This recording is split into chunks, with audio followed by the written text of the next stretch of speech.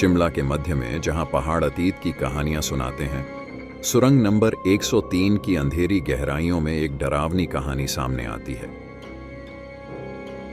किंवदंती है कि कर्नल बरोक की आत्मा इस सुरंग में भटकती रहती है, एक ऐसा व्यक्ति जिसका दुखद भाग्य हमेशा के लिए इसकी ठंडी पत्थर की दीवारों के साथ जुड़ गया।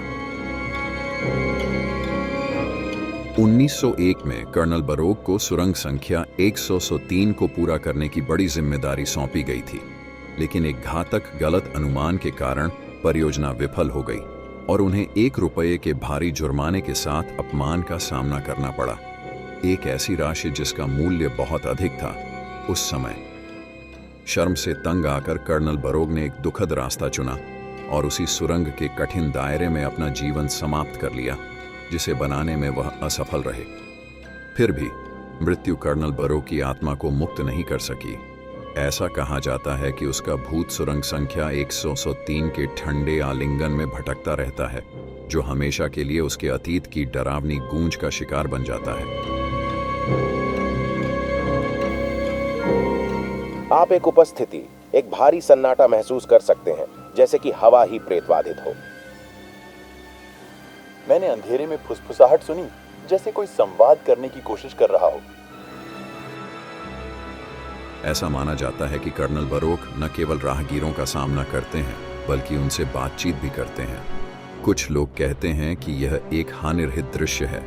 फिर भी यह सुरंग और भी डरावनी कहानियां छिपाती है। जैसे जैसे हम सुरंग संख्या 103 के डरावने रहस्यों की ओर उतरना जारी रखते हैं, हवा उन लोगों की अनकही कहानियों से घिर जाती है, जिन्हें इसके ठंडे आलिंगन में कभी शांति नहीं मिली। कर्नल बरोक मृत्यु के बाद एक उत्कृष्ट वार्ताकार बन गए।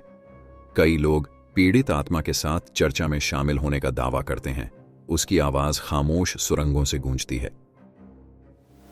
मुझे ठंडी हवा का एहसास हुआ और फिर मैंने उसकी आवाज सुनी, नरम, अफसोस से भरी हुई।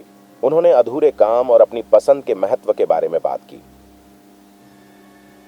यह परेशान करने वाला था। उनकी मौजूदगी से सुरंग जीवंत होती दिख रही थी।